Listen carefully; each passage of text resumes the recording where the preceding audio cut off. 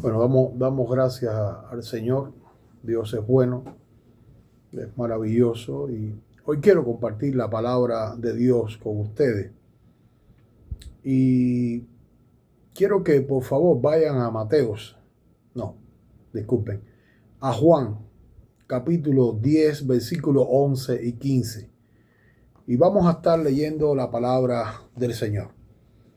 Y dice la palabra de Dios así: Yo soy el buen pastor su vida da por las ovejas. Mas el asalariado, el que no es pastor, de quien no son propias las ovejas, ve venir al lobo y deja las ovejas y huye. Y el lobo arrebata las ovejas y las dispersa. Así que el asalariado huye porque es asalariado y no le importa las ovejas. Yo soy el pastor y conozco mis ovejas. Las mías me conocen. Así como el Padre me conoce, yo conozco al Padre y pongo mi vida por las ovejas. Esto es palabra de Jesús. Y vamos a orar, por favor. Señor y Padre, te damos gracias por tu amor y tu misericordia. Te damos gracias porque tú eres Dios, eres bueno y eres santo. Permita que esta palabra, Señor, que vamos a predicar hoy sea rema y sea de bien para el pueblo de Dios. Que pueda hacer algo, Señor, que pueda edificar, porque este es el objetivo, Señor, edificar, llamar la atención, como dice tu palabra, redarguir, que de alguna forma las personas, Señor, responsables, entiendan su papel y puedan corregir a través de tu palabra. Todo esto te lo pido, mi Padre, en el nombre poderoso de Jesús. Amén. Mire, después que Jesús muere, después que Jesús murió, la iglesia se dispersó.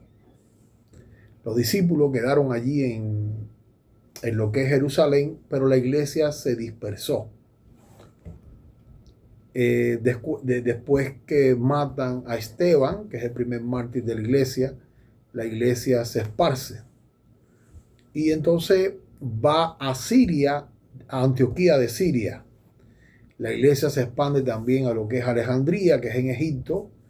La iglesia se va a expandir a Roma y la parte que conocemos hoy como Turquía y Grecia, que son las cartas que Pablo hace a estas comunidades y por eso tenemos este conocimiento. Entonces, esto fue en el primer siglo. En el primer siglo la iglesia se empezó a expandir. Los discípulos, los 12 discípulos de Jesucristo, más otros discípulos, como el caso de Bernabé, que no es de los 12 discípulos, y Pablo, empezaron a predicar la palabra de Dios ya no solamente a los judíos, sino también a los gentiles. Y el primer siglo, el siglo I, fue un tiempo de expansión de lo que es o conocemos hoy como el Nuevo Testamento y la palabra de Dios. Es decir, los cristianos se empezaron a expandir. La palabra, primero, Jesús habla en arameo, pero Pablo tiene la Septuagesima, que es un Antiguo Testamento en griego, y él va a predicar en griego. Recuerden que Pablo era ciudadano romano, es de la tribu de Benjamín, nace en Tarso. Pablo es un catedrático, él no es un pastor, él es un catedrático, donde él atiende a varias personas que van a abrir, él abre iglesia y sigue, y siembra y deja pastores. Bueno, esto es en el primer siglo. La palabra se empieza a difundir con gran poder. Recuerden a Apolo, que Apolo viene de Alejandría, y cómo a través del Espíritu Santo, el libro de los Hechos nos dice que las personas se iban sumando a la iglesia. Esto fue el primer siglo. El segundo siglo la iglesia se va enriqueciendo. Tenemos muchas personas en la historia de la iglesia. Y viene el siglo III, en el 325 viene el primer concilio de la iglesia. Este primer concilio de Nicea es el concilio que va a reafirmar la naturaleza de Jesucristo, que Jesucristo es 100% Dios y 100% hombre. También en este tiempo es que Roma, el emperador romano, abraza el cristianismo como una política de Estado y ya el cristianismo deja de ser perseguido Inclusive el primer concilio ecuménico, que es el concilio de Nicea en el 325, es convocado por Constantino, que es el emperador romano, que es el primero que acepta el cristianismo. Y entonces, a partir de aquí ya la iglesia no va a ser perseguida, la iglesia va a ser una iglesia de Estado, donde todas estas comunidades empiezan a vivir armónicamente. El cristianismo se empieza a expandir todo. Estamos ya en el siglo III, a ver, 1, 2 y 3, y se empieza a expandir hasta que en el 431, es decir, el tercer concilio ecuménico que se hace en la ciudad de Éfeso. Esto fue el 22 de junio al 16 de junio de 431 después de Cristo. En este concilio se habla de la naturaleza de María y específicamente lo que se va a tratar es que si Jesucristo es Dios, entonces María es la madre de Dios.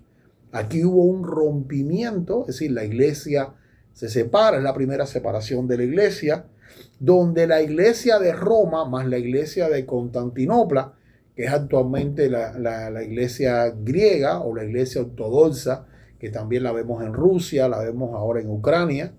Bueno, esta iglesia, que es la iglesia que se une a la iglesia romana católica, aceptan de que María es la madre de Dios.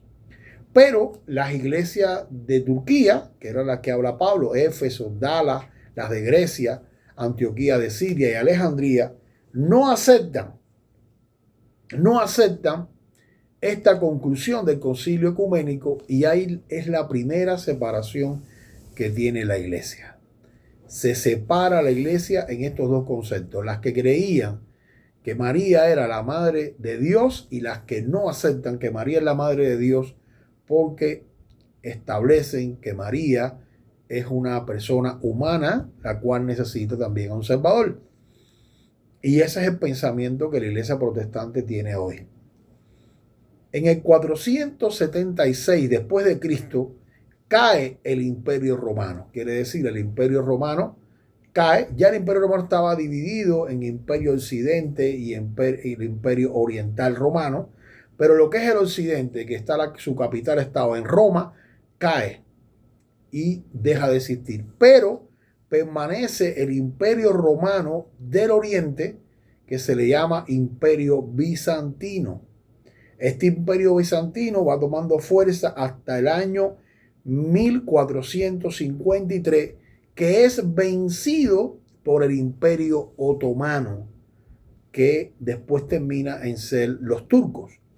Ahora, en el 610 después de Cristo, es decir, entre el 431, que termina lo que sería el Imperio Romano Occidental, y el 610, surge lo que es el movimiento islámico. Surge el Islam. ¿Y por qué surge el Islam? Porque el Imperio Bizantino, que era un imperio que predominaba el catolicismo como la religión predominante de ellos, había abusado en toda esta región de Turquía y la parte arábica. Entonces, estos islámicos se levantan como contraposición de vamos a decir, la iglesia católica, que era la que predominaba, porque ya estos movimientos habían acabado con el cristianismo en lo que es Antioquía, Alejandría, aunque quedaron iglesias coptas, que es la iglesia que queda de Alejandría, había exterminado todo esto. En el año 1453, el imperio completamente, el bizantino, que es lo que quedaba del imperio romano y lo que tenía, prevalecía con la iglesia católica, y había venido las cruzadas, pues termina con el imperio otomano. Quiere decir que pasan 1000 años desde la caída del imperio occidental de Roma hasta el imperio bizantino. Entonces, la iglesia cae en una oscuridad. La iglesia cristiana, su fe reposa sobre la iglesia de Roma, y esta iglesia de Roma se empieza a corromper. empieza a perder valores éticos, valores morales, y empieza a corromperse de manera institucional y la fe comienza a quebrantarse. De hecho, la fe no se transmitía en el idioma de las personas, sino se transmitía en el latín, es decir, no se transmitía en la lengua vernácula o la lengua propia de cada nación, sino el sacerdote leía la palabra de Dios, hacía un sermón en latín, una lengua muerta, solamente la conocían ellos. El latín es el idioma original de Roma, pero ya en este tiempo, estamos hablando de 1453, cuando termina el Imperio Bizantino, ya este idioma no se habla, es decir, no es hablado por nadie. Y ellos, aprovechando esto, empiezan a introducir cosas corruptas que desvían el origen de la fe cristiana. Y entonces surge un personaje en el año 1517 en Alemania que se llama Martín Lutero. Martín Lutero es un sacerdote católico. Y este hombre se da cuenta porque la iglesia estaba vendiendo la salvación. A la salvación se le llamaba la indulgencia. Empezó a vender la corrompencia. Este hombre hizo sus tesis y las estableció en el lugar que él predicaba. Y a partir de ahí comienza lo que se llama la reforma de Lutero. Esto reforma completamente y surgen nuevo pensamiento cristiano y nuevas iglesias donde la palabra de Dios se va a predicar en el idioma natural de cada lugar. Y entonces, bueno, uno de los rescates de Martín Lutero es el sacerdocio universal. Usted no tiene necesidad que el pastor le interprete la Biblia.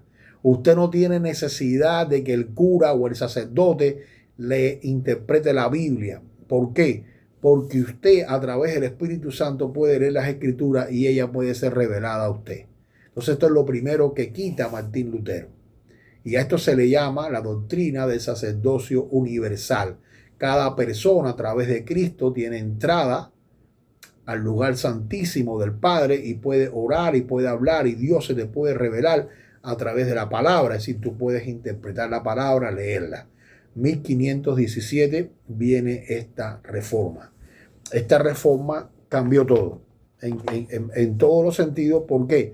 Porque a partir de esta reforma van a surgir denominaciones que hoy, después de 500 años, son estas denominaciones institucionalizadas o instituciones, ¿ves? Como la iglesia bautista, la iglesia metodista, la iglesia luterana. Es decir, todo esto nacieron como instituciones a partir de Martín Lutero en el 1517. Ya pasaron 500 años.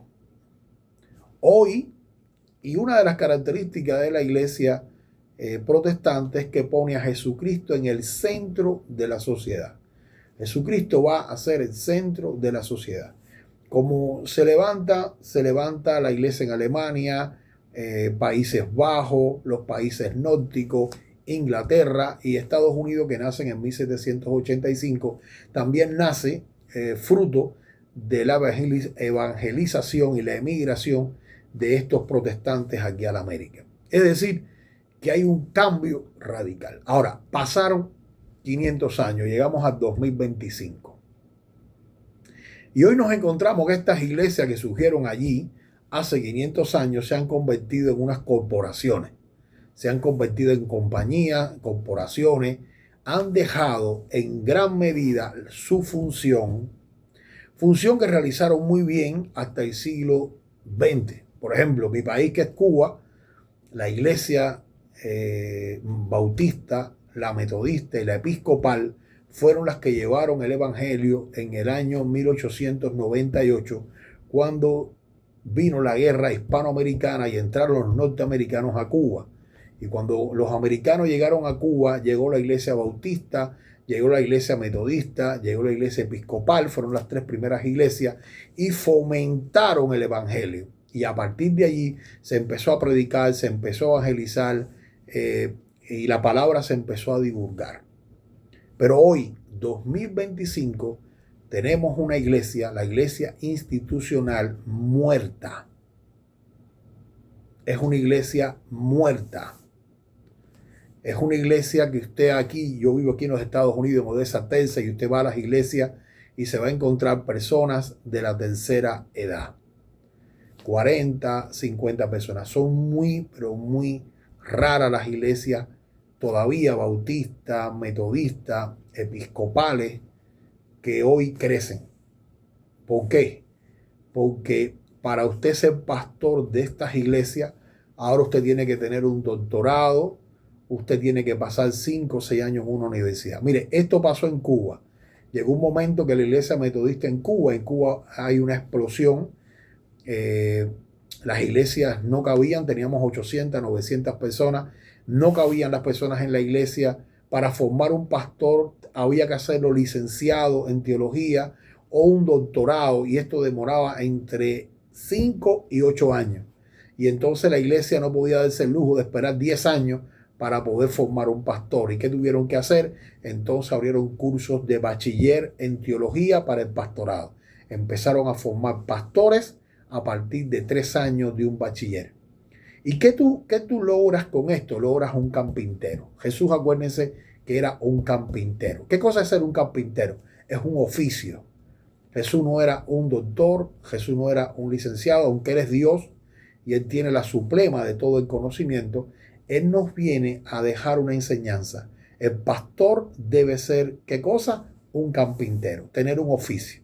Y así la iglesia metodista en Cuba tuvo la visión de poder crear pastores, formar pastores. Para tú ser pastor tienes que tener un llamamiento. ¿Qué es el llamamiento? Es la pasión por las almas. Es decir, un pastor no es un catedrático, un pastor no es una persona que va a saber inglés, por ejemplo, va a saber el griego, el arameo, va a estudiar hebreo y entonces después tiene que tener un doctorado y escribir 60 libros, y cuando usted viene a ver se ha pasado toda la vida en esto. No, el pastor es un hombre que ha sido llamado por Dios, que tiene pasión en su alma por las almas, y él a través de esas pasiones y ese deseo se prepara.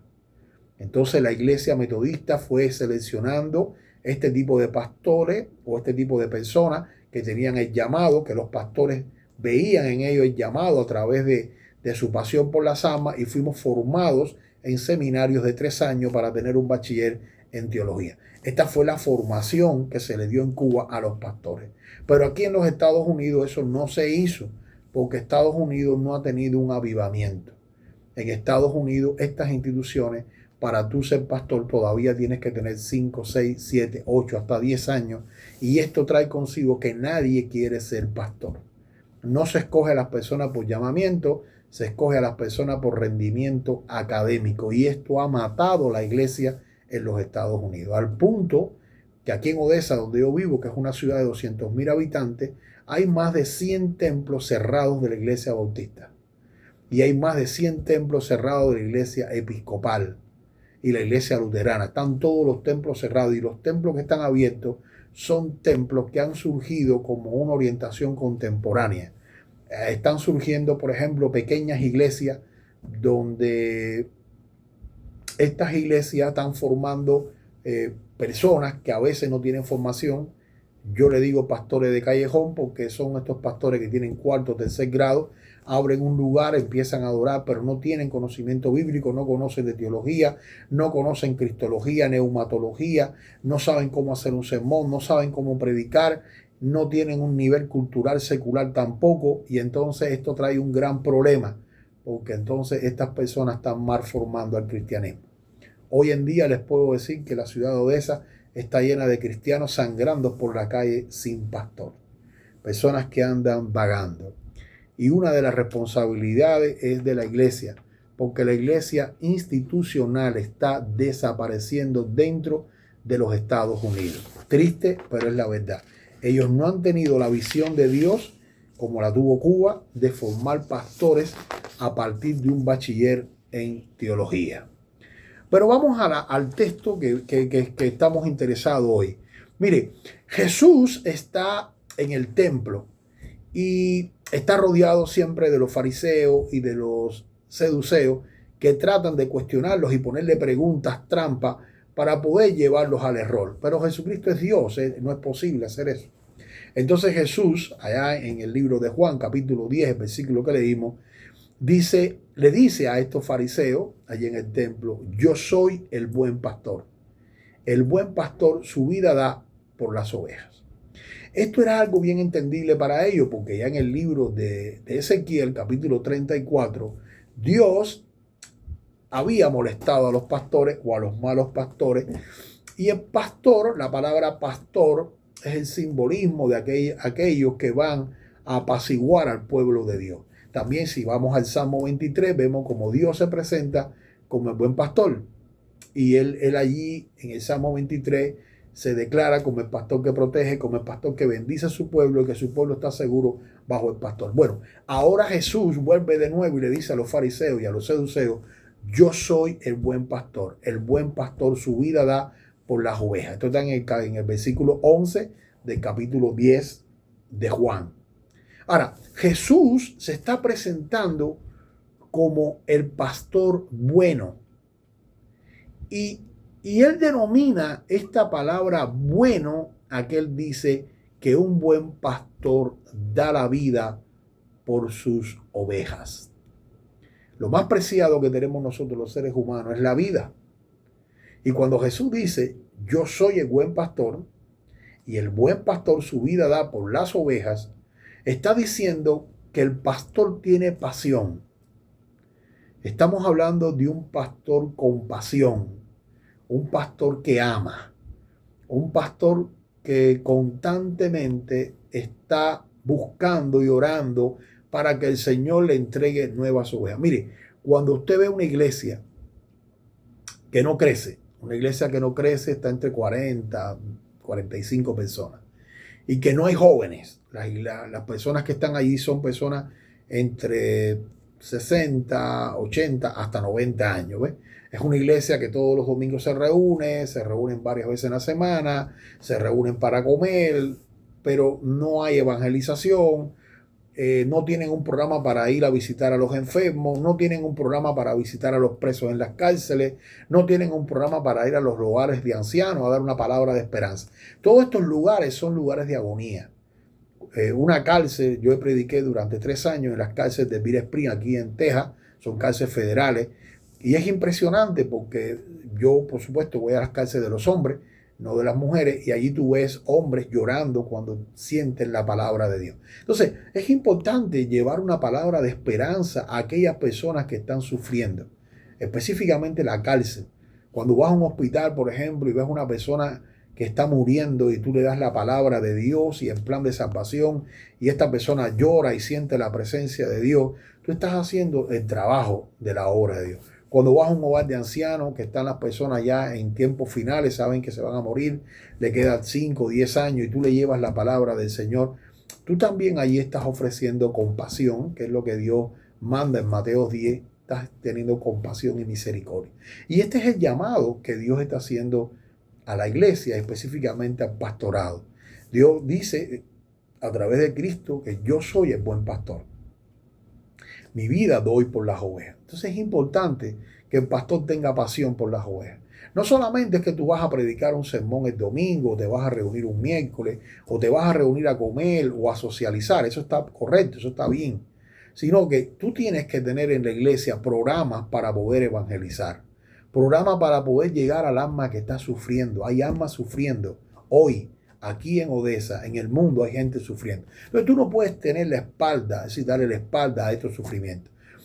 Quizás no todo el mundo va a participar contigo en ir en estas visitas, pero hay personas que están dispuestas a ir a la cárcel y predicar en la cárcel, por ejemplo, todos los sábados. Hay quien está dispuesto a apartar un día de la semana para ir a un hospital y empezar a revisar el hospital. Pero ahí tiene que estar el pastor. Porque el pastor es el guía, es la cabeza. Tú no puedes mandar a la gente a evangelizar.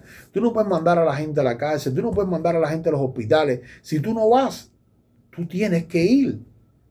Tú no puedes vivir vida cómoda o sentado y esperando que la gente haga tu trabajo. Porque cuando tú eres pastor, tú tienes un llamado a ir a predicarle a estas personas sufridas, a estas personas que están pasando en agonía. Y aquí es lo que se está refiriendo Jesús. Yo soy el buen pastor. Y el buen pastor la vida da por las ovejas. Lo importante también que tú visites a las ovejas. Yo recuerdo la iglesia metodista donde yo me convertí, el pastor Calzado, él me contaba que él tenía por regla que tener una cantidad de visitas. Y entonces toda la semana él iba a visitar todos los días, después en la tarde yo iba con él a acompañarlo. Y visitábamos casi a toda la iglesia. Estamos hablando de una iglesia entre 30 y 40 personas cuando empezamos. Ya después, cuando la iglesia era de 700, 800 personas, no era posible en una semana visitar a todas las personas. Pero él trataba semanalmente de visitar a 20 o 30 personas en dependencia a su tiempo también. Y esto era muy edificante para la iglesia porque cuando tú vas a la casa de una persona, ora por ella, lees la palabra y escuchas su necesidad, tú estás dando tu vida, porque la vida es el tiempo que tú tienes. Tú tienes 24 horas diarias, esa es tu vida. Tienes 8 para dormir, tienes 8 para trabajar y 8 para descansar. Y si tú tomas 8 de tu descanso, o 3 de tu descanso, o 2 de tu descanso, tú estás tomando tu vida para ir a ver a otra persona y poderle ayudar en su necesidad. Entonces, esto es algo que recalca mucho Jesús. Yo soy el buen pastor. Importante, interesante. Y dice, el buen pastor su vida da por las ovejas. Ahora, si vamos al versículo 27 y 28, Jesús dice entonces, mis ovejas oyen mi voz y yo las conozco. Es decir, Jesús está diciendo, el pastor conoce la voz de sus ovejas. Y aquí creo que se está refiriendo más bien a su necesidad. El pastor oye la necesidad de sus ovejas. Y quizás tú no estás diciendo que le vas a dar dinero o que le vas a suplir algo, pero a lo mejor el hermano perdió el trabajo y tú lo vas a ayudar a resolver el trabajo. O el hermano a lo mejor necesita ir a un hospital y no tiene transporte y tú lo vas a llevar en tu carro. Es decir, hay muchas formas en que el pastor puede relacionarse a través de la iglesia para ayudar a la iglesia. Tiene que visitar la oveja, tiene que conocer la oveja. Hay personas que están sufriendo ahora mismo con este problema de la emigración. Hay gente sufriendo, hay gente que lo van a regresar para su país, hay gente que tiene miedo de regresar de nuevo para su país, hay gente que no tiene recursos, hay gente que no tiene dinero, hay gente que no sabe cómo ir a un abogado, hay gente que no tiene información. Entonces, como pastor, tú puedes dar información, tú puedes ayudar, tú puedes ir allí y dar una palabra de aliento, una palabra de esperanza a través de la Biblia. Y a esto se está refiriendo, mis ovejas oyen mi voz. El pastor va a extender su voz a las ovejas y a través de eso va a dar esperanza. Ahora dice, yo las conozco. Para tú conocer a una persona tienes que visitarla, tienes que conversar con ella, tienes que comer con ella. Tú no conoces a una persona porque vaya a la iglesia un domingo, un miércoles o un jueves.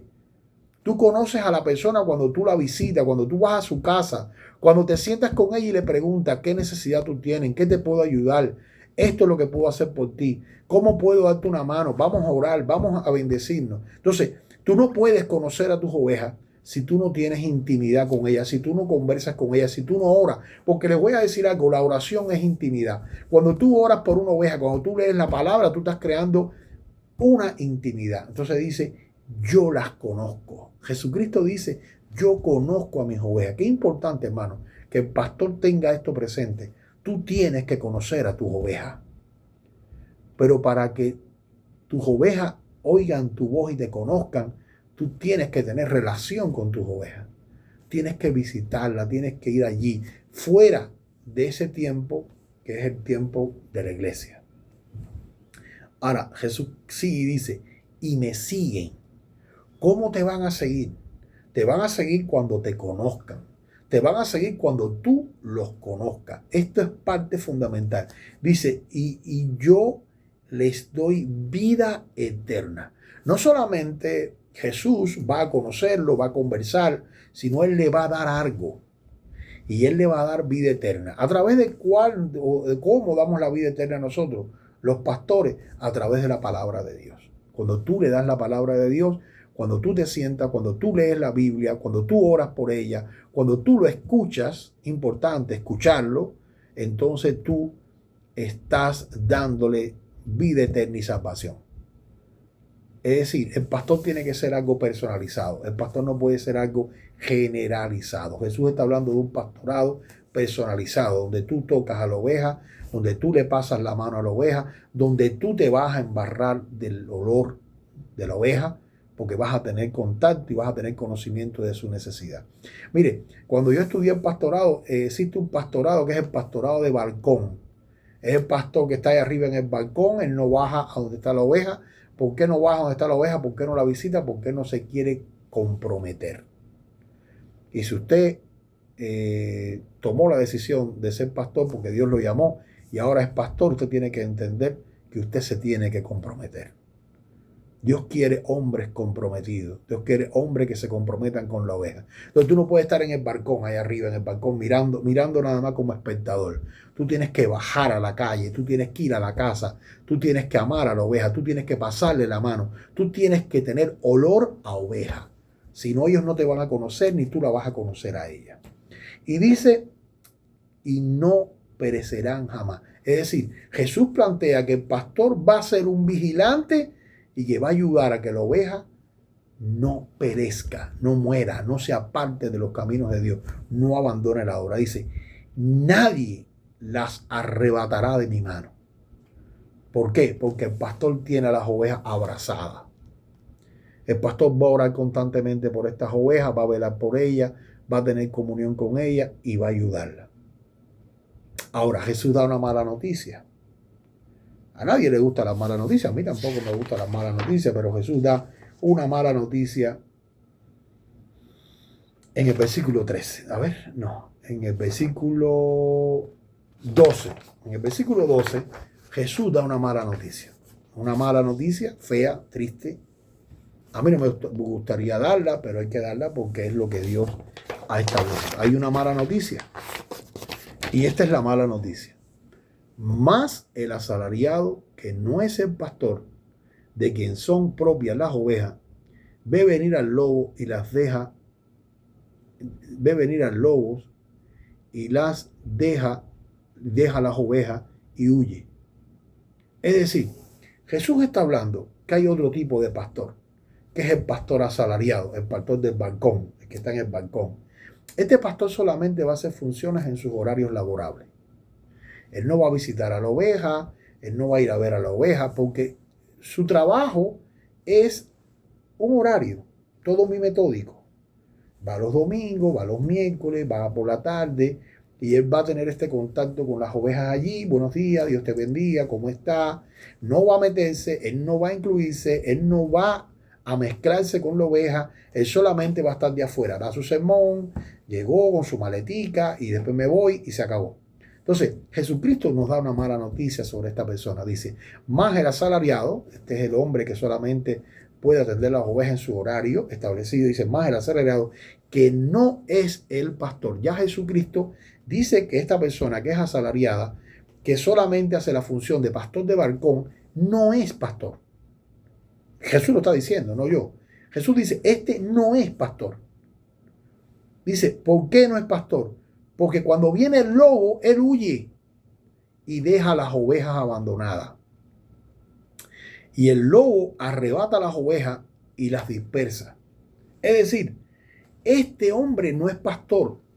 Jesús dice, el pastor da su vida por las ovejas, es el apasionado por las almas. Ahora, hay otro pastor o otra persona que hace la función de pastor, que es el que recibe un salario. Esta persona solamente va a estar en contacto con la oveja de lejos y desde el balcón, desde el púlpito, solamente los días que le corresponden.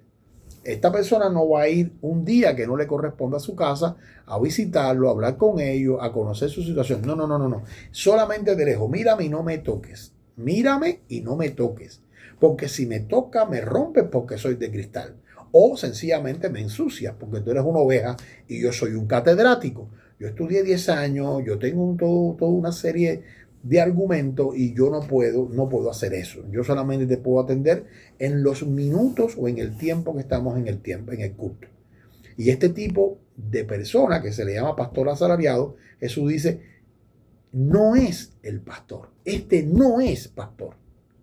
Este es un catedrático, es una persona que tiene determinado conocimiento, lo tiene, pero no da su vida por las ovejas.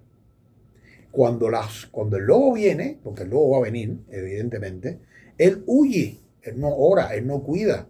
Cuando viene la enfermedad, cuando viene que te quedaste sin trabajo, cuando tienes que pagar un bill y no lo puedes pagar, esta persona se va, esta persona no quiere saber nada de ti, esta persona no quiere ir a tu casa a conocer cuál es tu problema. ¿Por qué? Porque si él va a tu casa a conocer tu problema, se está comprometiendo contigo y tiene ya un compromiso después de tener que dar una solución a tu problema.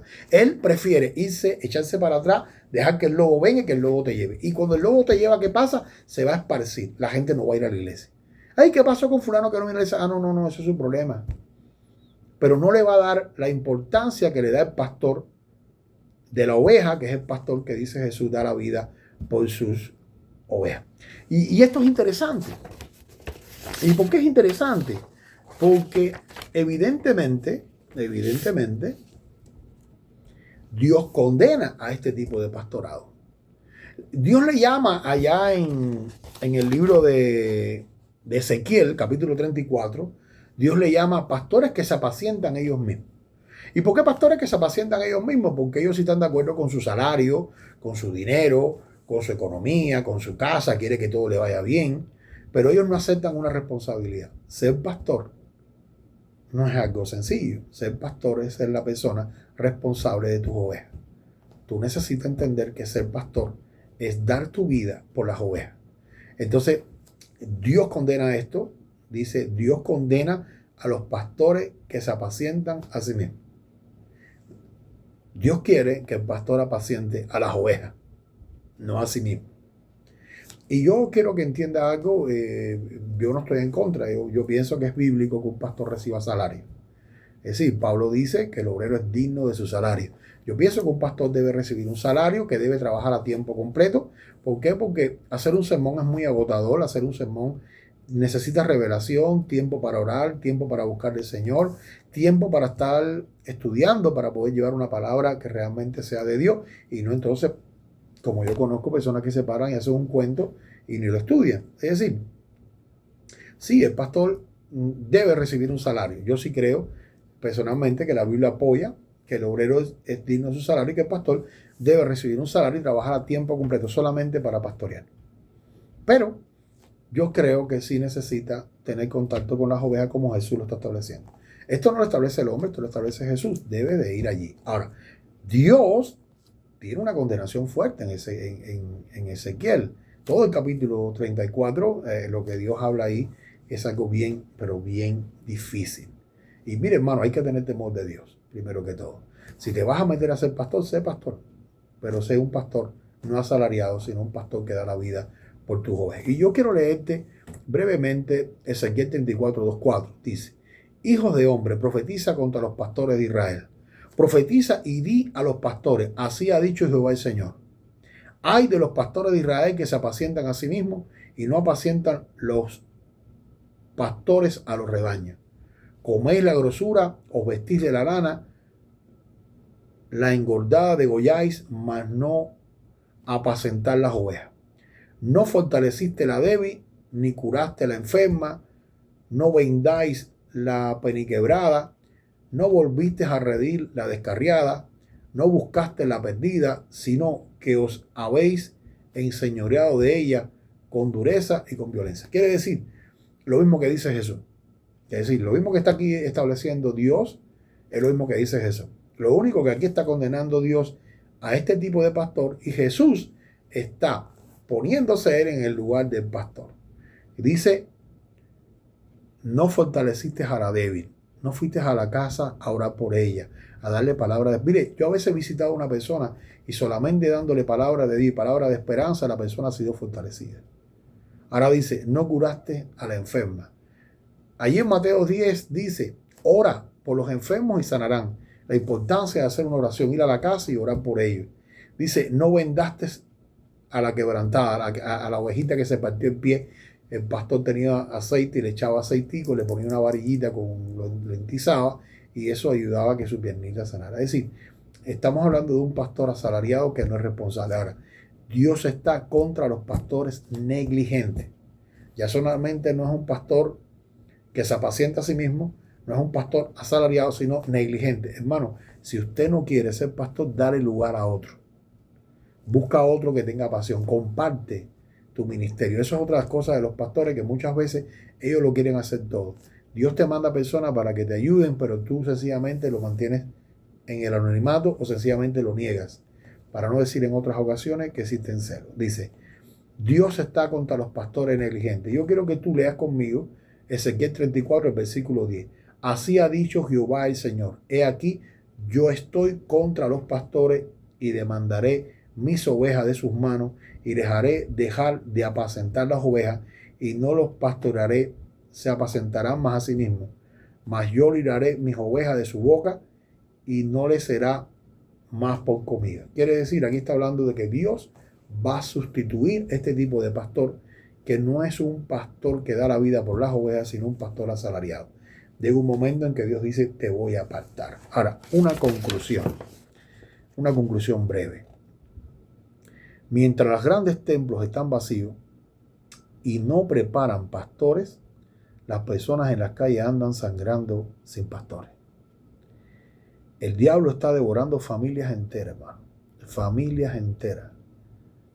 Yo he visto jóvenes destruidos sencillamente porque no han tenido un pastor. No tienen padre, no tienen madre. He oído cada cuento y cada historia que son duras. Los jóvenes se pierden en la prostitución y en la droga y no hay quien les predique. La prostitución, hermano, la droga aquí en Odessa, donde yo vivo, está superándose. Dice, la iglesia no tiene programas para evangelizar. Es decir, la iglesia no tiene programas. La mayoría de las iglesias no tienen programas. He visto iglesias que sí la tienen, pero la mayoría no tienen programa para evangelizar. No se visita hospitales, ni cárceles, ni hogares de ancianos.